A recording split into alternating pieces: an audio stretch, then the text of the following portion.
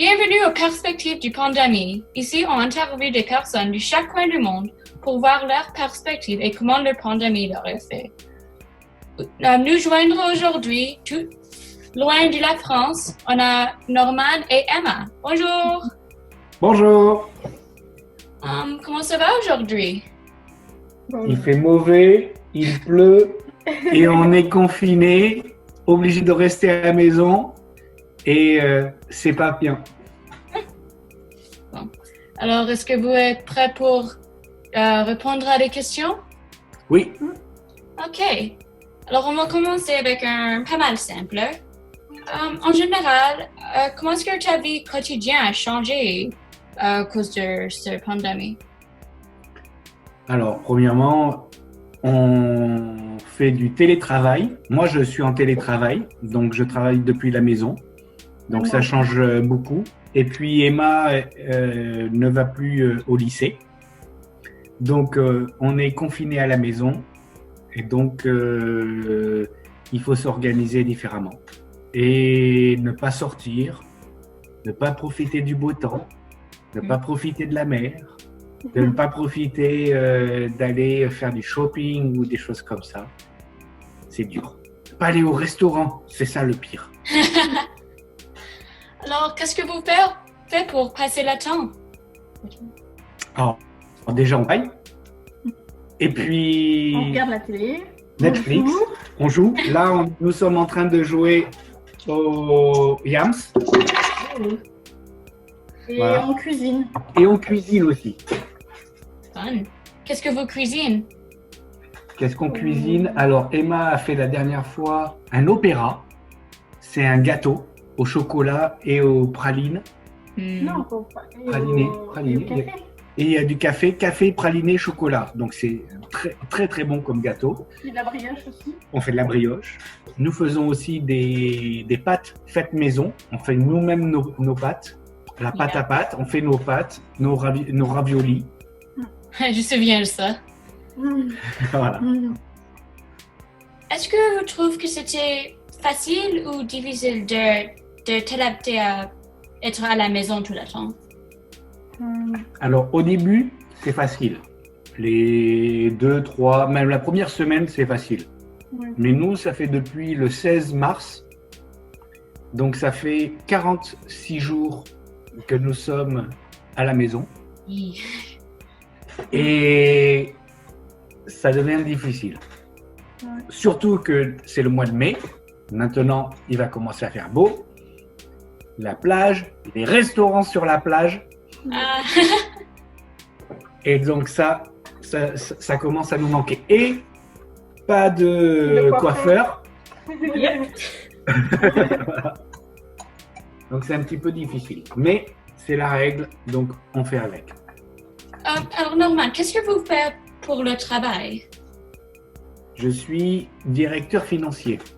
Donc je m'occupe de la finance dans une usine. Je m'occupe de 2 usines qui fabriquent des équipements pour les cuisines professionnelles. Donc pour les restaurants ou pour les collectivités locales. Par exemple dans la cantine pour l'école, les cantines pour les écoles, les équipements, les cuisinières. On fabrique ce genre de produits comme pour les frigidaires ou les chambres froides pour les restaurants et les cantines scolaires. Alors, comment est-ce que cette pandémie a affecté ton compagnie et comment tout ça fonctionne? C'est énormément puisque nos clients, c'est la restauration, que ce soit les restaurants. Les restaurants sont fermés depuis le 16, même avant le 16 mars. Je crois que c'est depuis le 10 mars qu'en France, les restaurants sont fermés. Et depuis le 16 mars, avec la pandémie, le problème qu'il y a eu, c'est que tous les sites de construction, toutes les compagnies se sont mis à l'arrêt, donc tous nos clients sont fermés, donc on ne peut plus réellement vendre, donc on a arrêté de produire. Donc notre usine, ça fait que depuis la semaine dernière qu'elle a redémarré, qu'il y a quelques personnes qui commencent à travailler, à fabriquer les produits. Mais pendant plus d'un mois, elle était complètement arrêtée. Personne ne travaillait. Il n'y avait que les gens comme moi en télétravail qui avaient des activités à faire, puisque au niveau de la finance, ça continue de travailler. J'ai toujours du travail. Il faut faire des prévisions de cash, ce genre de choses, pour dire de combien on a besoin, pas besoin, éventuellement voir avec les banquiers, avec le gouvernement, etc., etc. Donc, il y avait pas mal de choses à faire. Wow. Alors, la vie continue pour toi? La vie continue, oui, mais elle devient compliquée. Au niveau travail, elle devient compliquée, oui. Alors, est-ce que vous pensez que cette isolation, est-ce que ça a fait comme ton esprit un peu? Est-ce que vous sentez que maintenant que vous êtes isolé pour longtemps, est-ce qu'il y a des changements que vous notez? On a plus de temps pour nous, mais... Non, moi je pense que plus le temps passe, plus on est impatient que ça s'arrête, parce que notre patience a des limites. Non, mais encore une fois, moi je pense il est important de respecter le confinement. Il est important de rester à la maison, etc. pour le moment, parce qu'il y a encore pas mal de morts en France. Les hôpitaux dans certaines régions sont assez saturés. Par contre, au bout d'un moment, il y a aussi un autre problème, c'est l'économie. Il va y avoir beaucoup de gens qui vont se retrouver au chômage en France après ça. Il y aura beaucoup de sociétés.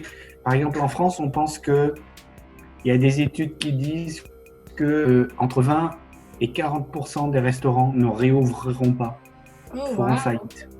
Ouais. Donc, il y aura beaucoup de gens qui vont se retrouver sans travail. Et plus ça va aller, plus ça sera long de retrouver. Donc, ça commence à faire peur.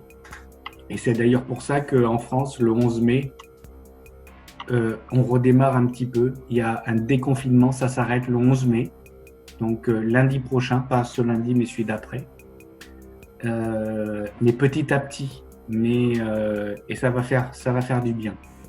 Wow. Maintenant, je veux te demander des questions un peu moins personnelles, un peu plus générales. Ça dépend comment tu regardes. Mais pour commencer, alors vous vivez en France et ça c'est pas mal différent qu'ici au Canada. Dans ton endroit, est-ce que vous êtes en accord avec comment le gouvernement a décidé de combattre cette pandémie et comment ils ont réacté? Au niveau global, tu parles en France en général? Oui. En France en général, en moyenne, les gens pensent que les choses se sont relativement bien faites.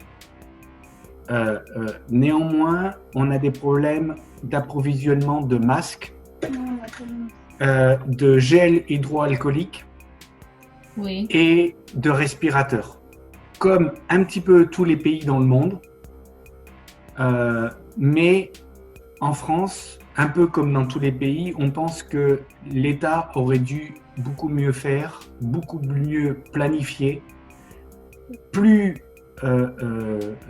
rapidement commander ces masques, etc.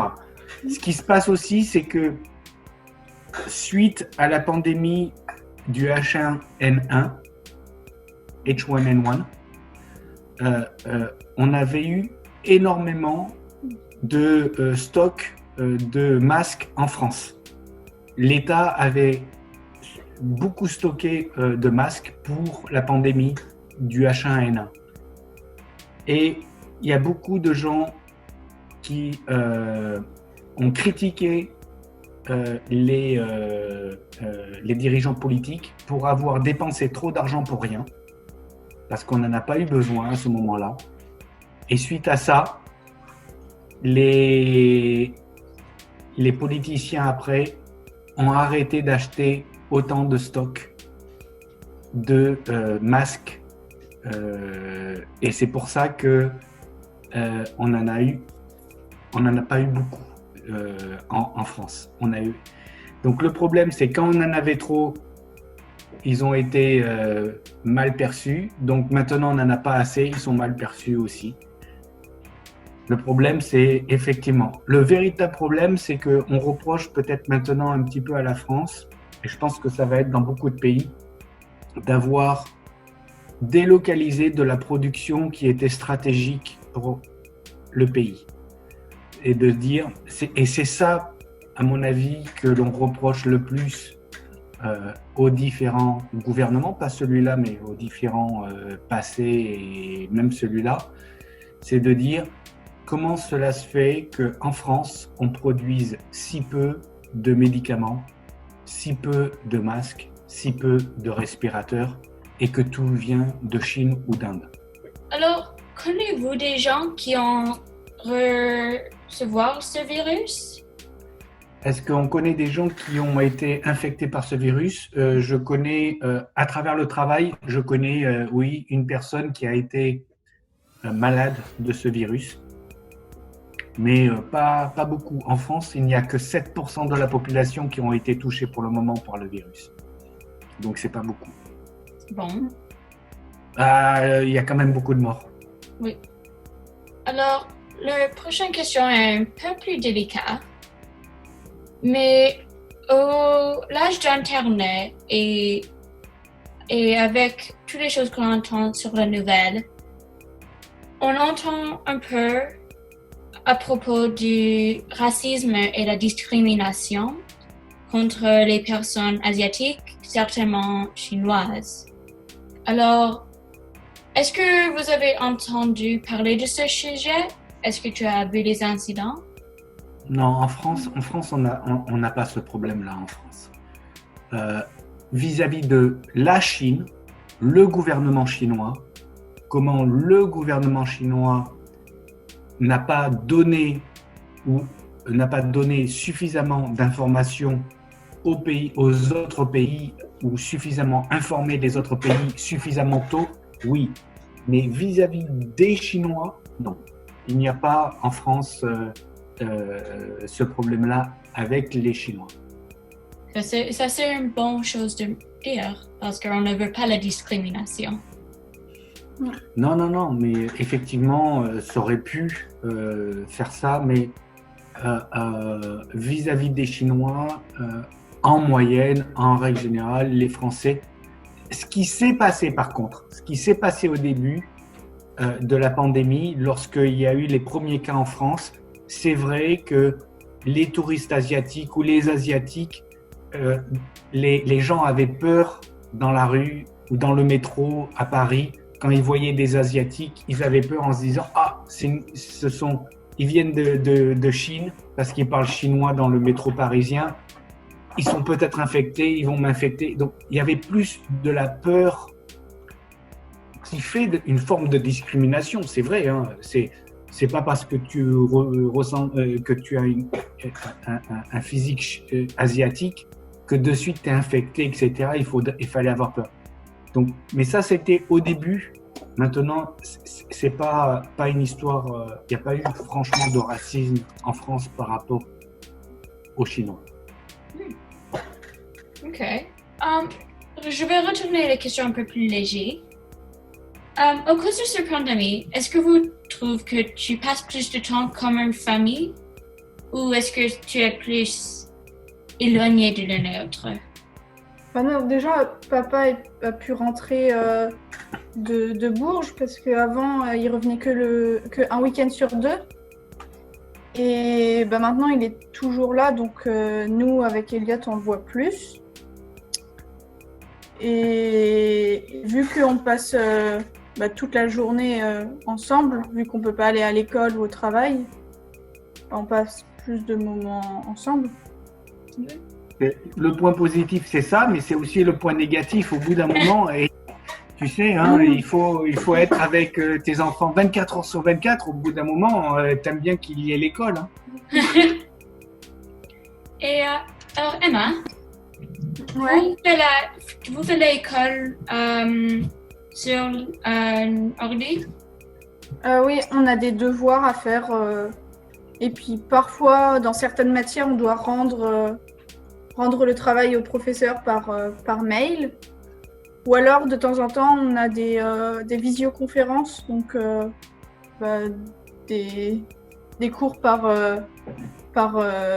vidéo. Est-ce que vous trouvez ça difficile? Dans certaines matières, oui. Par exemple, en mathématiques, où c'est un peu plus compliqué Oui. sans le professeur. Mais après, si on est organisé, ça va. Ok. Il y a d'important, parce que ça, c'est pas partout. Tu sais, en France, quand tu es en dernière année de lycée, tu as une épreuve qui s'appelle un examen qui s'appelle le baccalauréat en France. Tu passes toutes tes matières et tu as le diplôme. Et cette année, cet examen a été annulé. Ah. Pas d'examen de fin d'année. Donc, c'est la première année depuis, je ne sais pas quand, je crois que c'est la première année. Ah non, 1968. Depuis 1968, il y avait le baccalauréat. Et qu'il n'y a pas cette épreuve. Donc, ils vont prendre toutes les notes de l'année et donner ou pas donner l'examen.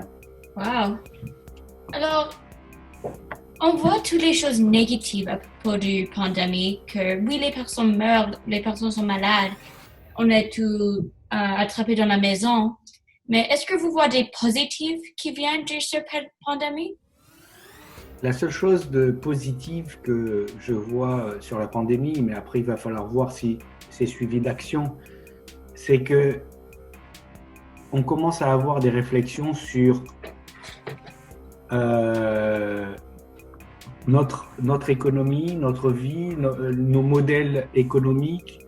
On parle de plus en plus, peut-être que la mondialisation est allée un petit peu trop loin. Je parlais des histoires de la fabrication de certains produits stratégiques pour un pays. Est-ce que c'est normal que le Canada ou que la France ne produisent plus de médicaments importants? Est-ce que c'est normal qu'on laisse la fabrication des masques, des respirateurs, des médicaments à 2 pays dans le monde qui sont l'Inde et la Chine? Est-ce qu'on veut vraiment faire ça ou pas? Donc il y a ce genre de réflexion qui commence à venir. Jusqu'où il faut aller dans la mondialisation, et est-ce qu'il n'y a pas des choses qu'on peut revoir? Est-ce qu'on n'est pas allé trop loin? Donc je vois un point positif là-dessus. Pareil au niveau écologie, les gens commencent à dire est-ce que ces pandémies, est-ce que ces choses-là, etc., est-ce qu'on n'est pas allé, est-ce que c'est pas maintenant qu'il faut relancer les économies, etc. Est-ce qu'il ne faut pas baser ça sur l'écologie, la relance? Est-ce qu'il ne faut pas donc les circuits courts, etc. Donc il y a beaucoup de discussions à ce niveau-là. Donc maintenant, est-ce que ça va rester au niveau discussion ou est-ce que il va y avoir des véritables actions derrière? Donc je pense que c'est le point positif, c'est on réfléchit. Ça nous fait réfléchir sur les modèles économiques, les modèles écologiques que l'on a aujourd'hui. Et donc de se dire,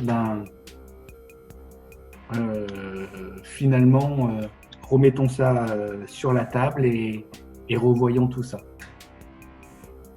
Je vois que ça comme point positif, parce que ce qui va se passer au niveau économique, ça va pas être positif du tout. Si, moi aussi, en point positif, je vois que vu que je travaille de la maison, j'apprends un peu à m'organiser, à me préparer pour mes études l'année prochaine. Et donc, ça peut me permettre de travailler plus en indépendance, Ouais. d'être plus indépendante et responsable. Ouais. T'as Et pas donc, des ça m'aidera professeurs pour derrière l'année à te prochaine. pousser, quoi. Ouais. Est-ce que vous pensez que quand tout ça est fini, ça va être difficile de réhabituer à la vie normale? Non, non, ça va être rapide. On va faire la fête. Ouais, mais non, on peut pas faire la fête de suite. Wow, c'était déjà la dernière question. Bon, Alors, ça va Est-ce vite, que- la vie. est-ce qu'on a bien répondu? Oui, mais juste pour finir, est-ce que vous avez des commentaires ou quelque chose que j'ai pas mentionné que tu veux finir cette interview avec? Non, je pense qu'il y avait des bonnes questions et c'était avec plaisir qu'on a participé à cette interview. Oui, merci beaucoup pour prendre du temps pour juste faire ça avec moi. Pas de souci. Et comme tu vois, il pleut.